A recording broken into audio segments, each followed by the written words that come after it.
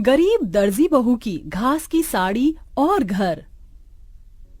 देखो शालिनी, मैंने साड़ी की फॉल लगा दी है और मैंने सूट की अच्छे से तुरपाई भी कर दी है। तुम दोनों का बहुत बहुत शुक्रिया। तुम दोनों की वजह से मेरा दर्जी का काम कितनी जल्दी हो जाता है, वरना अकेले ये सब कर पाना मेरे लिए बहुत मुश्किल था। बातें बाद में कर लेना, ये लो जल्दी से नींबू पानी पी लो। बाजार में तो नींबू के भाव चांदी के भाव जितने चल रहे हैं, तो तुमने ये नींबू पानी कैसे बनाया? वो पड़ोस वाली काकी है ना, उनकी नौकरानी आज नहीं आई थी, तो मैंने उनके घर के थोड़े बहुत काम कर दिए थे, इसलिए उन्होंने पैसों के बदले मुझे ये नींबू दे दिए। ये भगवान भी कैसे कैसे दिन दिखाता है। हम गरीबों को गर्मी के मौसम में नींबू पानी पीने के लिए भी हमें कितनी मेहनत करनी पड़ती है। अदिति की बात सुन बाकी बहुएं उदास हो जाती हैं। शालिनी इन सभी बहू में से सबसे बड़ी बहू थी जो दर्जी का काम करती थी। वहीं बाकी घर संभालने के साथ साथ शालिनी के दर्जी के काम में मदद भी किया करती थी। इन पांचों के पति सड़कों पर झाड़ू और मजदूरी करने का काम करते थे, जिससे ये मुश्किल से 2 वक्त की रोटी ही खा पाते थे। अरे वाह शीला, तुमने तो अपने घर का हुलिया ही बदल दिया। कितना सुंदर लग रहा है तुम्हारा घर। वो तो अच्छा लगेगा ही ना, पूरे 1 लाख रुपए जो लगाए हैं घर के रेनोवेशन और पेंट में।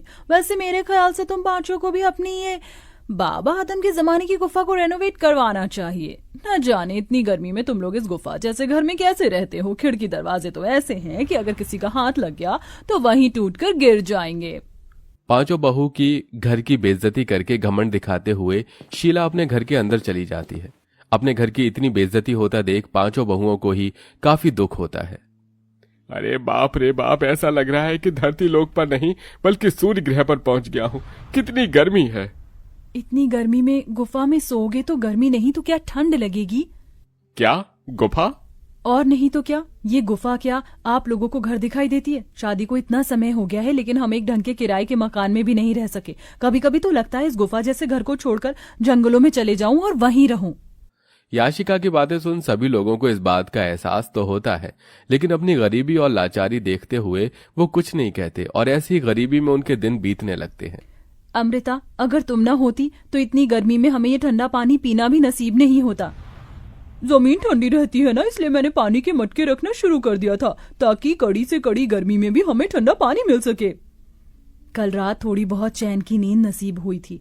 वैसे ये कपड़ा गीला कर ओढ़ कर सोने का आइडिया सच में कमाल का निकला। अब तो मैं रोज ऐसे ही सोऊंगी।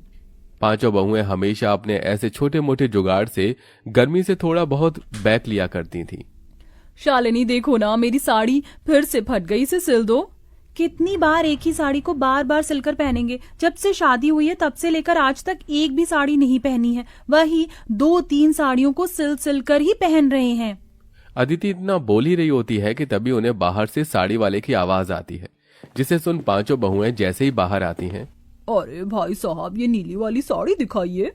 अरे बहन जी, आप लोग वहाँ क्यों खड़ी हैं? देखिए, मेरे पास एक से बढ़कर एक साड़ियाँ हैं। बनारसी, सूती, लखनवी, जरी वाली। बताइए कौन सी साड़ी दिखाऊं?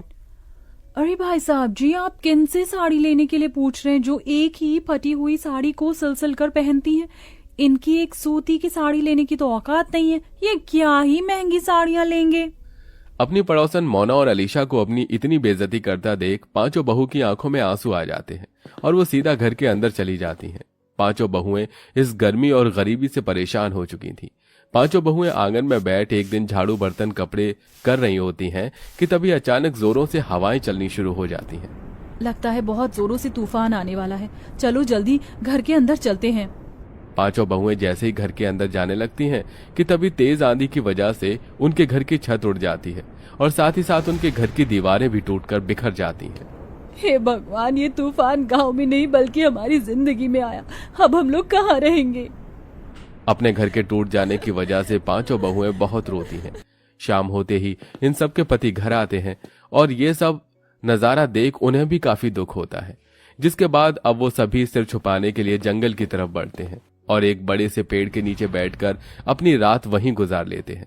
जहां ये सभी लोग रहते थे वहां पर एक बड़ी सी नदी भी बनी हुई थी जो तूफान की वजह से काफी गंदी हो गई थी, जिसे देख पांचों उस नदी की सफाई करते हैं और ऐसे ही उनके कई दिन गुजर जाते हैं। कभी कभी तो मन करता है इसी नदी के अंदर कूदकर जान दे दूं, कम से कम इन चीजों से छुटकारा तो मिलेगा। अमृता, ये तुम कैसी बातें कर रही हो? जिंदगी का तो नाम ही संघर्ष है, हम लोग ऐसे हार नहीं मान सकते। शालिनी की बात सुन नदी किनारे बैठी सभी बहुओं की आंखों में आंसू आते हैं। तभी उनके आंसू नदी के अंदर जा गिरते हैं। उनके आंसू जैसे ही नदी के अंदर जाते हैं तो नदी के अंदर एक सुनहरी रोशनी चमकती है और देखते ही देखते उनके सामने नदी की रानी बाहर आती है। कौन हो तुम? मेरा नाम नंदिनी है और मैं इस नदी की रानी हूँ।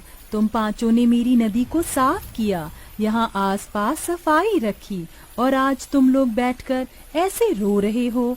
बताओ, तुम लोग क्यों रो रहे हो? उस रानी की बात सुन सारी बहुएं उसे सारी बात बताती हैं, जिसे सुन वो रानी पांचों बहू को अपने साथ नदी के अंदर ले जाती है। उस नदी के अंदर की जमीन, मछली, घर सब कुछ घास का बना हुआ था।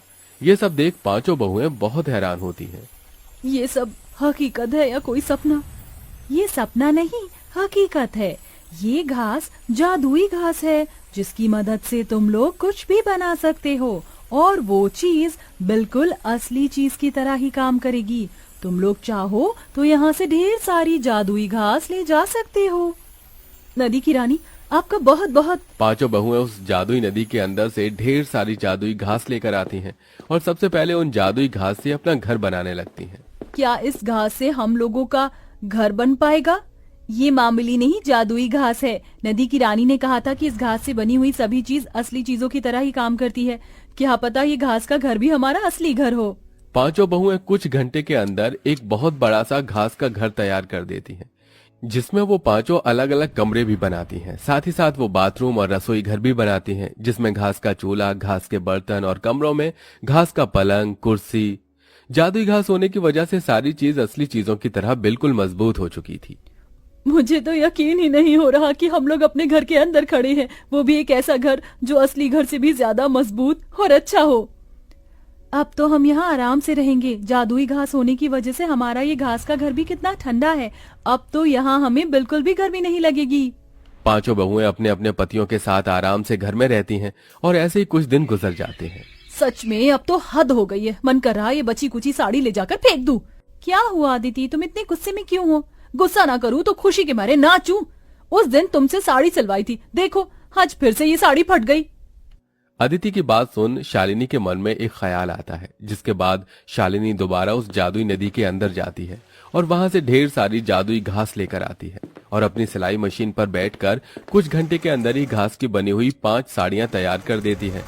साड़ियों के बॉर्डर पर वो तरह तरह के फूल भी लगाती है, जिसके बाद अब जैसे ही पांचों बहुएं उस घास की साड़ियों को पहनती हैं, इस घास की साड़ी को पहनकर तो ऐसा लग रहा है कि मानो जैसे मैंने रुई की साड़ी पहन रखी हो। अब इन घास की साड़ियों में हमें बिल्कुल भी गर्मी नहीं लगेगी और हम आराम से रहेंगे। पांचों बहुएं उस घास की साड़ियों को पहनकर काफी खुश होती हैं। जिस तूफान से इन पांचों का घर टूटा था, उस तूफान में गांव में और भी कई लोग थे जो बेघर हो गए थे। ये सब देख पांचों बहुएं उन लोगों के लिए जादुई घास से घर बनाती हैं। अरे आप लोग तो हमारे लिए देवी हो। जो चीज सरकार और अमीर लोग न कर सके वो आपने कर दिया। आपका एहसान हम कैसे चुकाएंगे। जादुई घास के घर बनाने के साथ साथ पांचों बहुएं गरीब औरतों के लिए घास की साड़ियां भी बनाती हैं, जिन्हें वो काफी सस्ते दामों में बेचती हैं। बरसों से सपना था कि सूती की साड़ी लूंगी, लेकिन हमेशा पैसों की कमी की वजह से ना ले सकी। लेकिन आज आपकी वजह से मैं रुई जैसी मुलायम साड़ी पहन सकूंगी। आपका बहुत बहुत शुक्रिया। जरूरतमंदों की मदद कर पांचों बहू काफी खुश थीं। वो घास की साड़ी बेचकर थोड़े बहुत पैसे भी कमा लिए थे, जिनको अब वो बुटीक में लगाती हैं और बुटीक खोलती हैं। घास की तरह तरह की ड्रेस बनाकर बेचती हैं और अब उन सब के पति अपना खुद का काम शुरू कर देते हैं, जिससे अब धीरे धीरे उनकी जिंदगी सही राह पर आने लगती है।